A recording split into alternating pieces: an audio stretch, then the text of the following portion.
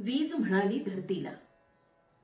झाशीची राणी लक्ष्मीबाई यांच्या जीवनावर आधारित विवा शिरवाडकर लिखित संगीत नाटक. हे शिरवाडकरांचं अत्यंत आवडतं नाटक होतं. या नाटकामध्ये शूर मर्दानी झाशीची राणी हिचा झुंजार जीवन संग्राम अधोरेखित करण्यात आला आहे.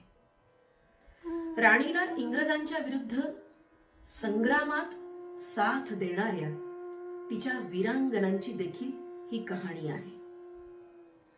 राणी लक्ष्मीबाईचे राणीपण, स्त्रीत्व, उत्तुंग आणि अफाट पराक्रम, दृढ निर्धार, दूरदृष्टी, श्रद्धा, मातृत्व या सर्व पैलूंचं काव्यात्मक दर्शन घडवण्याचा प्रयत्न शिरवाडकरांनी या नाटकामध्ये केलेला आहे.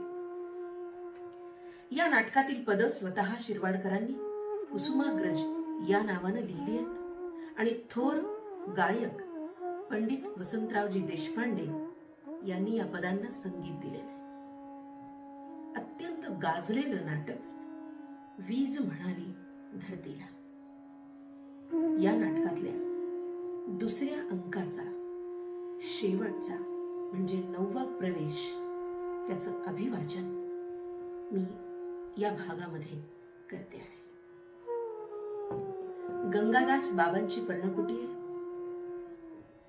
एक लांबड दिवा या पर्णकुटीच्या बाहेर टांगलेला आहे. पर्णकुटीच्या झापा उघडून घायाळ झालेली मुंदर झाशीच्या राणीची सेविका प्रवेश करते, धडपडते, पोटावर हात दाबून उभी आहे. महाराज, महाराज, स्वामीजी, स्वामीजी, स्वामीजी. कोण आहे? मी मी मी मुंदर आहे, राणी साहेबांची मुंदर. मुंदर? राणीची दासी? बेटा, बेटा, अगं काय अवस्था आहे तुझी? हो, हो, पण पण मला वाचवायचा प्रयत्न करू नका, वेळ घालू नका. माझ्या पोटात पिस्तुलाच्या गोळ्या रुतून बसल्या. मी मेल्यासारखीच आहे. पण अगं, पण काय मुंदर? राणी कुठे आहे? इथून जवळच आहेत, सोनरेखेच्या नाल्यापाशी. गोऱ्या स्वारांनी आमच्यावरती हल्ला केला होता, माझ्यावर. राणी साहेब मागून धावत आले आणि त्या तिघांनाही त्यांनी ठार केलं. माझ्या पोटात गोळ्या घुसल्या होत्या. बाई साहेबांना मी माझ्या घोड्यावर ओढून घेणार होते. तेवढ्यात आणखी 25-30 स्वार दौडत आले आणि त्यांनी घेरला आम्हाला. राणी साहेब खूप जखमी झाले. त्यांच्या छातीवर संगिनीचे वार झाले. चेहरा सुद्धा कापला गेलाय त्यांचा. स्वामीजी, स्वामीजी, तरीही त्या लढत होत्या. मी घोडा फेकला आणि थेट इकडे आले तुम्हाला सांगण्यासाठी. राणी साहेब जिवंत राहणं शक्य नाही, पण त्यांचं शरीर शत्रूच्या हाती लागता कामा नये मला बजावून सांगितलं होतं त्यांनी. आणि म्हणूनच त्यांना सोडून इकडे आले. तुम्ही 2 माणसं घ्या आणि जा तिकडे. सोजीरांना माहित नाही ही राणी आहे. बरोबर माणसं आहेत, पण ती जिवंत राहतील न राहतील.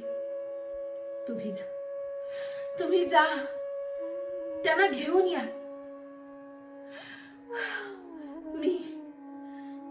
मी जुलेखाकडे चालले.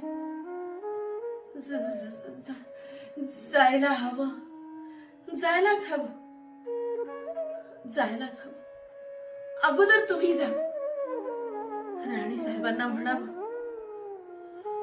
हा, हा तुमची मुंदार मुंदार बेटी, बेटी. देव देवतांच्या जगातून येऊन पृथ्वीची माती पावन केलीस बेटी तू. नाही बेटा, राणीचं शरीर मी शत्रूच्या हाती लागू देणार नाही, शत्रूच्या हाती लागू देणार नाही. तेवढ्याच समोरून मशालकरी माणसं येत आहेत. मशालकरी म्हणतो, महाराज, ही माणसं आपल्या मठाकडे येत होती. कोण आहे? मी देशमुख. राणी साहेबांची माणसं होता मी. आणि राणी कुठे आहे? राणी साहेबात आल्या आहेत, आमच्या सोबत आहेत. काशी? बाई, अजून 15 पावलं चालावं लागेल हो. स्वतःच्या पायानं चालण्याचा हट्ट अजून सोडणार नाही का तुम्ही? ही काशी आहे ना, मी घेते तुम्हाला. अग, लक्ष्मी जन्मभर हट्टीच होती. आता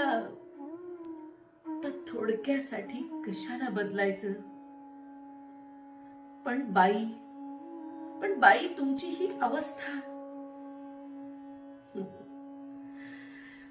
छाती फुटलीये, तोंड चिरलंय. मला माहित आहे ते. अगं सगळं शरीर पिंजून गेलंय. आणि म्हणूनच कोणत्याही जखमेची वेदना आता शिल्लक राहिली नाही. बाई, इथे बसावं, इथे बसावं आपण. ओटा आहे खाली. हो, पण आपण, मी कुठे आहे आता? मला काहीच दिसेनासं झालंय. लक्ष्मी, माझ्या आश्रमात आहेस तू. हा कोणाचा आवाज? स्वामीजींचा? हो बेटा,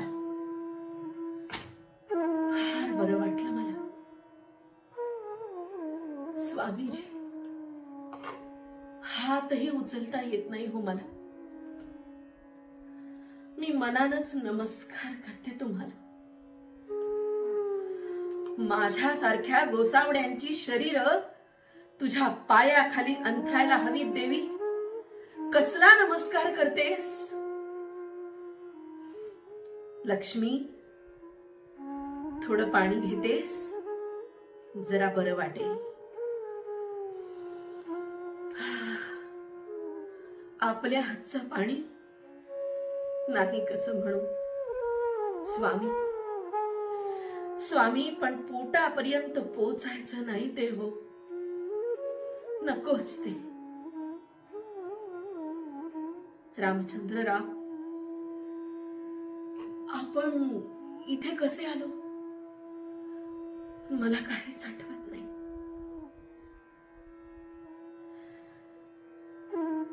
बहुतेक गोऱ्यांना आपण मारलं. राणी साहेब आणि बाकीचे पळून गेले. काशीच्या घोड्यावर घालून तुम्हाला इथे आणलं. छोट्या राजांना घेऊन रघुनाथ सिंग कोटसराईला गेले. त्यांची काळजी करू नका. नाही देशमुख, त्याची मला काळजी नाही हो. या काशीला मात्र सांभाळा तुम्ही. बाई, मी तुमच्या सोबत येणार आहे बाई.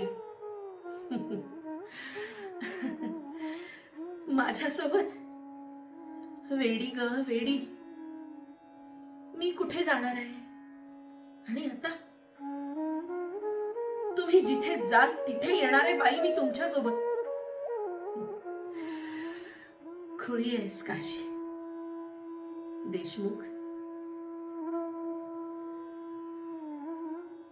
मी ऐकणार नाही. मुंदरला मारतोय तो. मुंदरचा घोडा उधळलाय. मुंदर, मुंदर, कोणीतरी जा तिच्या मागे. मुंदरला मारतोय तो. लक्ष्मी, शांत हो. तुझी मुंदर इथेच पडली आहे. मरून. हो, मरून.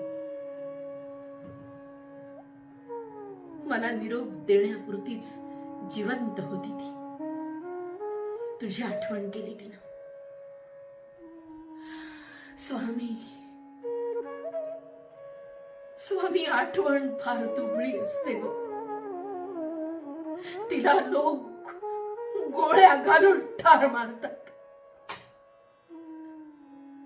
स्मरशील राधा, स्मरशील यमुना, स्मरशील गोकुळ सफरे. स्मरेल का आपण कुरूप गवळण, तुझही बंसीधरा.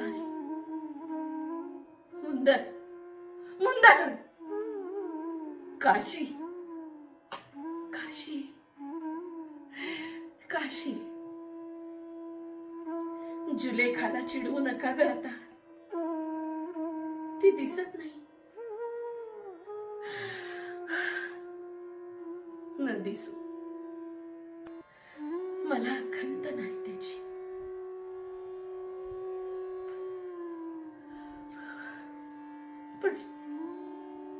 पण स्वामीची, पण स्वामीची. मंदिर पुरं होईल ना हो. मंदिर पुरं होईल ना. होईल देवते, नक्कीच पुरं होईल. तथास्तु.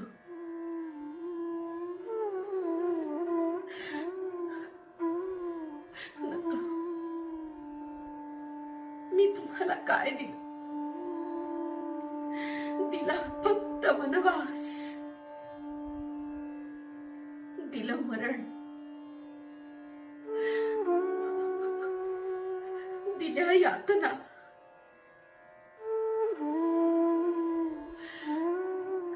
घंटा कोण वाजवतंय? महालक्ष्मीच्या मंदिरात घंटा कोण वाजवतंय? अजून महालक्ष्मीची पूजा व्हायची. काशी, काशी, माझं पांढरं पातळ काढून ठेव. फुलं घेऊन ये. येतील ग. काळजी करू नकोस. मोगऱ्याला फुलं येतील.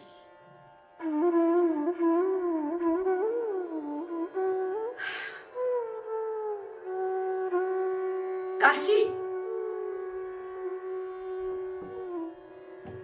स्वामीजी म्हणतात, राणी कोसळली. थांबा देशमुख. दुःख करायला आपल्याला सवड नाही. कोणत्याही क्षणाला शत्रूचे स्वार इथे येऊन उभे राहतील. ती गंजी पेटवा मशालिनी. देशमुख, देशमुख, ती गंजी पेटवा मशालिनी. हा मरणाचा नव्हे, हा मरणाचा नव्हे, मरणातून प्रकट होणाऱ्या तेजोमय जीवनाचा महोत्सव आहे.